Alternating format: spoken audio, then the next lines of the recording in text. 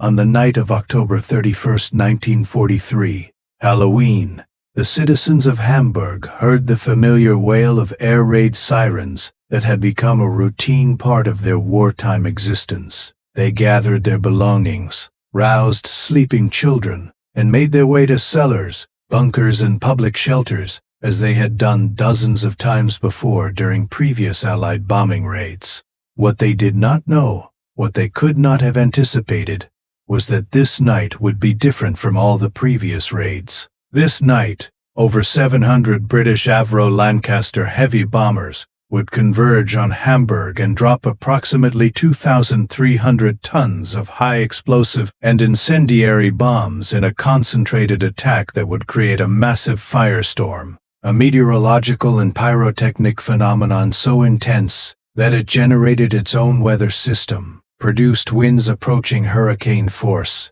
reached temperatures hot enough to melt glass and metal, consumed oxygen faster than human lungs could draw breath, and killed tens of thousands of people in one of the most horrific nights in the history of aerial warfare.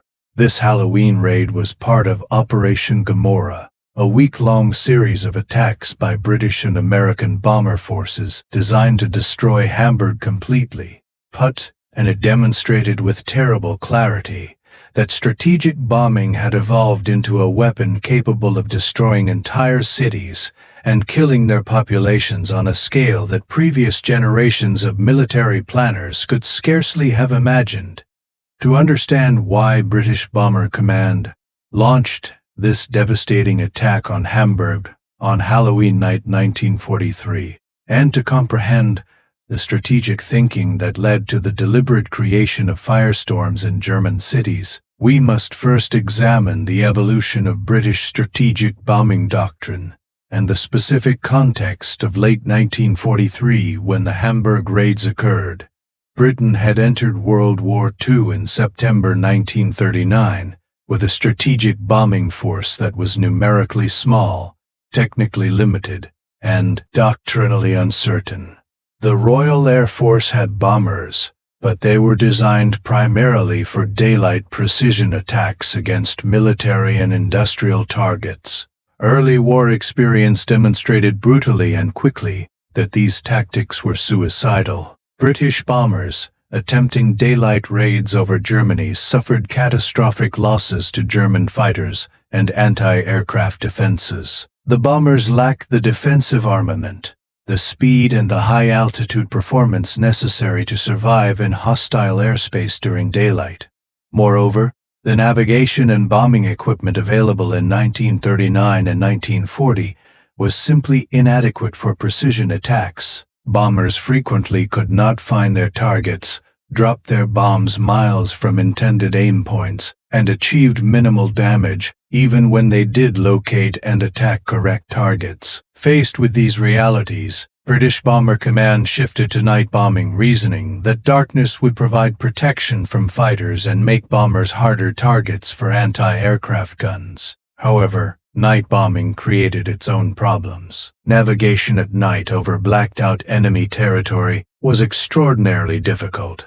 Bombers relied on dead reckoning, celestial navigation, and visual identification of landmarks, all techniques that were imprecise and subject to error. Studies conducted in 1941 revealed that only about one-third of British bombers were dropping their bombs within 5 miles of their intended targets, and over heavily defended areas, the percentage was even lower. This meant that the majority of bombs dropped by Bomber Command were falling randomly across the German countryside, hitting nothing of military or industrial value, while costing Britain aircraft, aircrew, and resources that could have been used elsewhere. This crisis of effectiveness led to a fundamental reassessment of bombing strategy. If British bombers could not hit specific factories or military installations with any reliability, then precision bombing was pointless. However, bombers could hit cities. Cities were large targets that could be located even with primitive navigation equipment. If the goal was redefined from destroying specific targets to destroying entire urban areas, then the existing bomber force could be effective. This logic, combined with a desire to retaliate against Germany for the Blitz attacks on British cities in 1940 and 1941, led to the adoption of area bombing as official policy. The explicit goal was no longer to hit specific factories, but to destroy German cities, to kill German workers, to render German civilians homeless, to break German morale, and to disrupt German industrial production, not by hitting specific plants but by destroying the cities in which those plants were located and killing or demoralizing the workers who staffed them. This shift to area bombing was formalized under Air Marshal Arthur Harris, who took command of Bomber Command in February 1942. Harris was a firm believer in strategic bombing as a war-winning weapon. He argued that if Bomber Command was given sufficient resources, it could destroy Germany's major cities one by one, could break German civilian morale, and could force Germany to surrender without the need for a costly ground invasion. Harris was ruthless, determined, and willing to order attacks that he knew would kill tens of thousands of civilians. He saw these civilian casualties not as unfortunate collateral damage, but as a primary objective. Dead German workers could not produce weapons. Homeless German families could not maintain morale. Cities in ruins could not support industry or administration. Therefore, killing German civilians and destroying German cities was, in Harris's view, a legitimate and effective military strategy. By 1943, Bomber Command had the tools to implement this strategy on a massive scale. The Avro Lancaster heavy bomber had entered service in 1942 and had quickly become the backbone of Bomber Command's offensive capability. The Lancaster was a remarkable aircraft, one of the finest heavy bombers of World War II. It had a crew of 7, could carry up to 14,000 pounds of bombs in its internal bomb bay and on external racks, had a range of over 2,500 miles, allowing it to reach targets deep in Germany, could fly at altitudes up to 24,500 feet, though operational ceiling was typically lower, and was relatively easy to fly and maintain. Most importantly, the Lancaster could carry enormous bomb loads, including the largest conventional bombs developed during the war. Its spacious bomb bay could accommodate bombs too large for other British or American bombers, giving it unique capability to deliver devastating amounts of explosives on target. By summer 1943, Bomber Command could dispatch over 700 Lancaster bombers on a single raid, an armada of destruction that could drop thousands of tons of bombs in a single night. The tactics had been refined through bitter experience. Bombers would approach the target in a stream, all aircraft following roughly the same route, and timing to saturate German defenses and make interception more difficult. Half-finder aircraft would arrive first, specialized crews using the best available navigation and marking equipment to identify the target and drop colored marker flares that subsequent waves would use as aim points. The main force would then arrive and drop their bombs on the markers, ideally concentrating the bomb load in a small area to maximize destruction. The bomb loads themselves were carefully designed for maximum incendiary effect. A typical load for area bombing consisted of a mix of high explosive bombs and incendiaries. The high explosives served multiple purposes. They killed people directly through blast and fragmentation. They damaged buildings, blowing off roofs, shattering windows, and creating openings through which incendiaries could enter. They cratered streets, making firefighting and rescue efforts more difficult. They broke water mains, denying water to firefighters, and they forced people into shelters and cellars, where they would be trapped when fires started. The incendiaries, small magnesium or phosphorus bombs that ignited on impact and burned with intense heat, were designed to start thousands of individual fires simultaneously across the target area. The theory was that if enough fires were started in a concentrated area in a short time, they would overwhelm the firefighting capacity and would begin to merge into larger conflagrations. Hamburg was selected as a primary target for several reasons. It was Germany's second-largest city with a population of approximately 1.8 million people. In 1943, it was a major port, Germany's largest, handling crucial imports and exports. It was a major industrial center, with shipyards, refineries, and numerous factories producing U-boats, aircraft, vehicles, weapons, and other war materials. It had been bombed before, but never with the intensity that Bomber Command could now achieve. Intelligence indicated that Hamburg's air defenses were formidable, but not impregnable, and that the city's layout and construction made it potentially vulnerable to fire. Most critically, Harris wanted to demonstrate what concentrated bombing could achieve, to prove to skeptics that strategic bombing could destroy a major city, and Hamburg was an ideal test case. Operation Gomorrah, the code name for the campaign against Hamburg, was planned as a series of attacks by both British and American bombers over approximately a week in late July 1943. The British would attack at night using area bombing tactics and incendiaries. The Americans would attack during the day using their doctrine of precision bombing against specific industrial targets. The combination was intended to give Hamburg's defenders no respite, to keep them under constant attack, to prevent effective firefighting and repairs, and to magnify destruction through repeated attacks.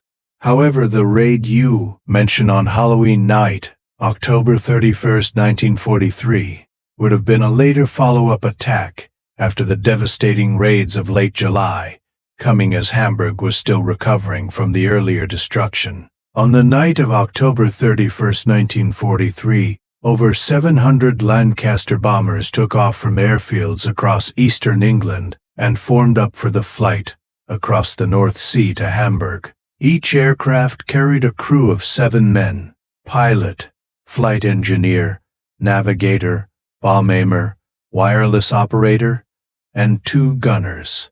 These men were predominantly in their early 20s, some barely out of their teens. They had trained for months to fly these enormous aircraft, to navigate at night over hostile territory, to drop their bombs accurately, and to survive in an environment where German night fighters and flak guns killed Bomber Command crew members at appalling rates. The life expectancy for bomber crews was measured in missions, not months or years. Statistically, a crew member had less than a 50% chance of surviving a full tour of 30 operations. Yet they climbed into their aircraft night after night, knowing the odds, knowing that many would not return, sustained by camaraderie, by duty, by youth's sense of invulnerability, and by belief that what they were doing was necessary to win the war. The flight to Hamburg took several hours, the bomber stream routing to avoid known flak concentrations and night fighter bases where possible.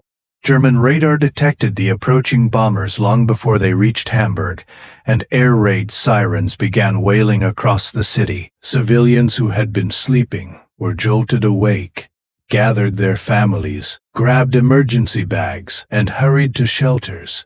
Many had been through this dozens of times, and had developed routines. They knew which shelter to go to, what to bring, how long raids typically lasted. Some chose to remain in their homes, sheltering in reinforced cellars, gambling that their building would not be hit.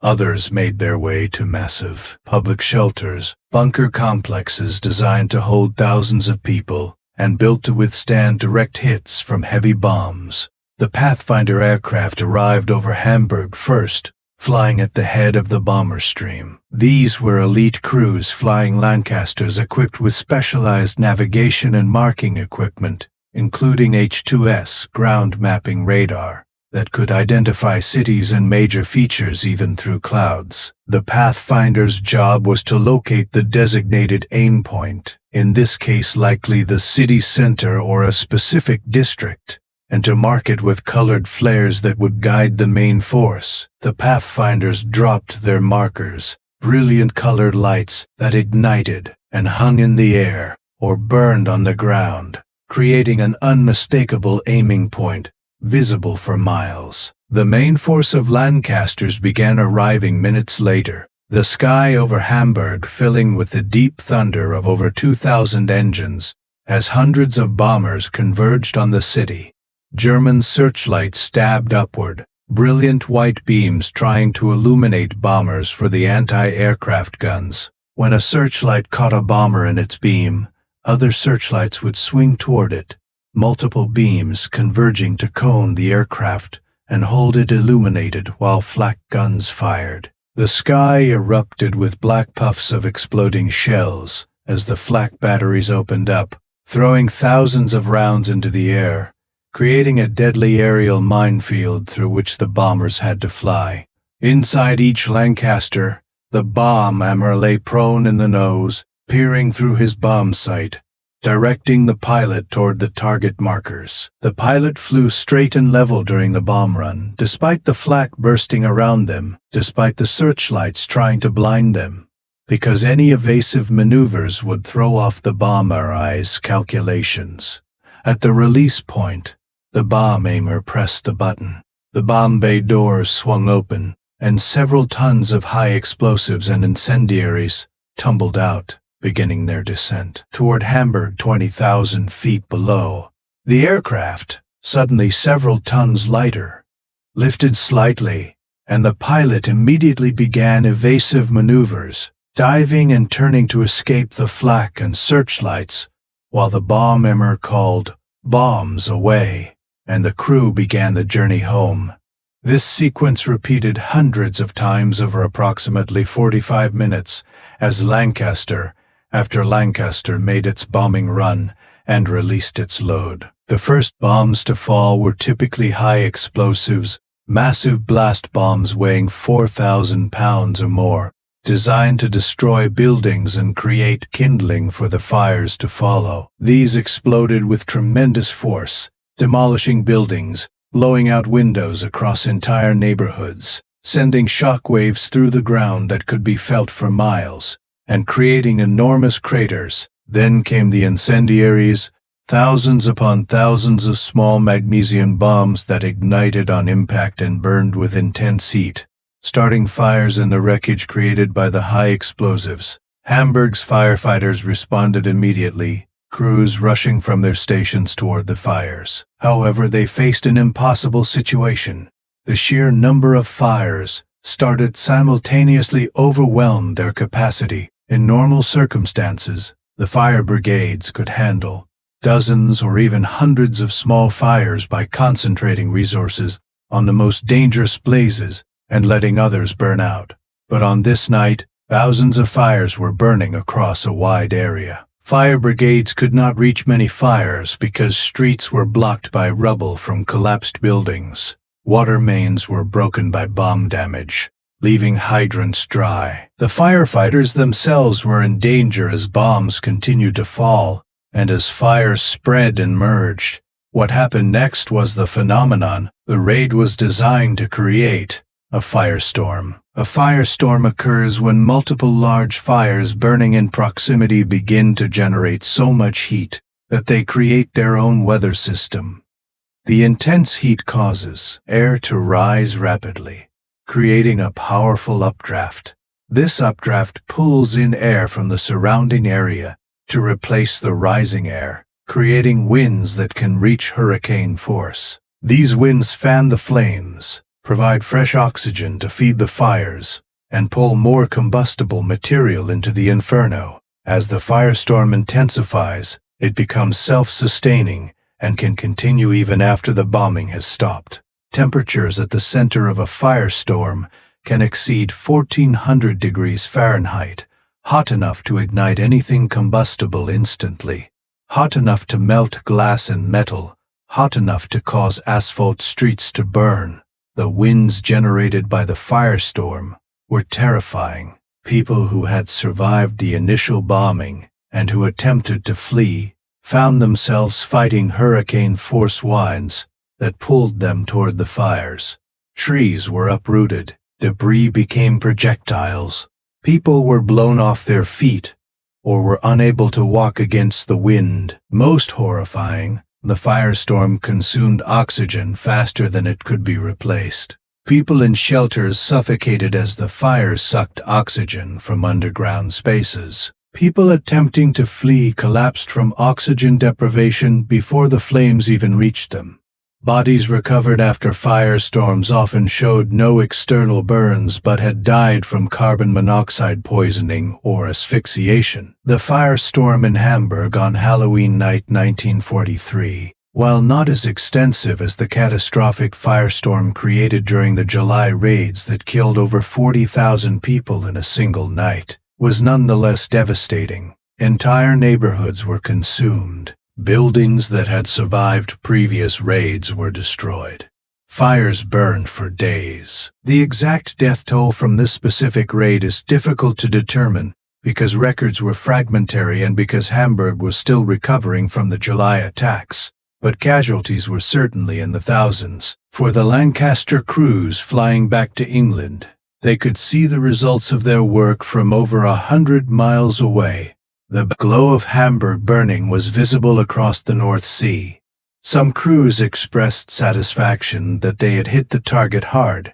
Others felt disturbed by the scale of destruction they had helped create. The official attitude within Bomber Command was that German civilians were legitimate targets, that Germany had started the war and had bombed British cities, and that the quickest way to end the war and save Allied lives was to destroy Germany's capacity and will to fight through strategic bombing. However, not everyone accepted this logic. Even during the war, there were critics within Britain who questioned the morality and effectiveness of area bombing. These critics argued that killing civilians was wrong regardless of military necessity, that the resources devoted to strategic bombing would be better used elsewhere, that the claimed effects on German morale and production were exaggerated, and that history would judge Britain harshly for these attacks. Harris and his supporters countered that the bomber offensive tied down enormous German resources in air defense,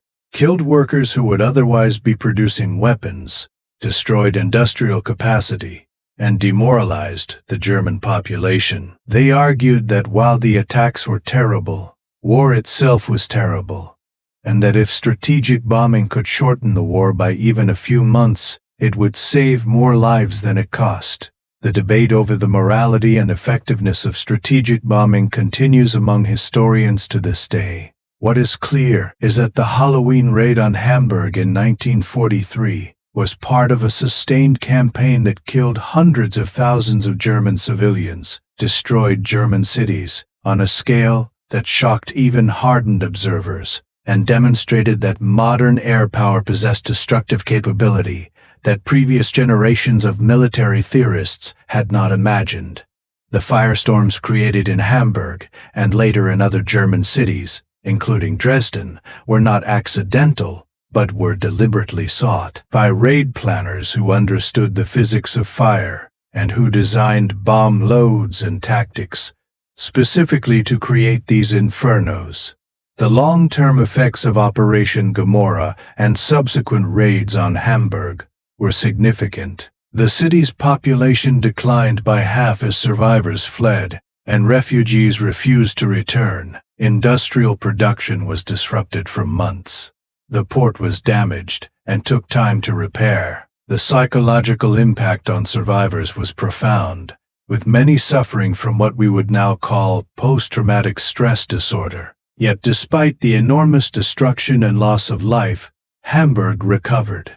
Industry resumed production. The population eventually returned. The city rebuilt. This resilience was characteristic of German cities throughout the war, and raised questions about whether strategic bombing achieved its stated objectives of breaking morale and preventing production. The Halloween raid of 1943 stands as one episode in the broader campaign of strategic bombing that characterized World War II and that changed warfare fundamentally. The ability to destroy cities from the air, to kill tens of thousands in single raids, represented a revolution in military capability that raised profound moral and strategic questions that remain relevant today. The Avro Lancaster bombers that dropped those thousands of tons of bombs on Hamburg were magnificent machines, marvels of engineering and industrial production.